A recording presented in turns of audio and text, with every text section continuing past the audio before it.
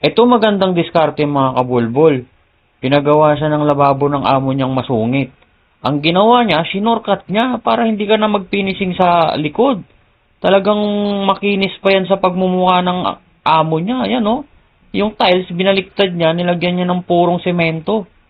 At nilagyan niya ng napakaraming semento yan na talagang purong-puro. Oh. Tapos mga bakal, idinikit niya sa pader. Ayan, mas matibay pa talaga sa relasyon niyan, mga kabolbol. Ayan oh, ganda. Kakaiba yung ginawa ni Kuya dito ah. Nilagyan niya ng twist yung paggawa ng lababo. Hindi ka na magpifinishing dahil finish na yung pagkagawa mo oh. Ang laki naman ng sink niya. Ayan oh. Tapos puro semento, concrete de mayor. Tapos papalitada niya na yan mamaya, mga kabolbol.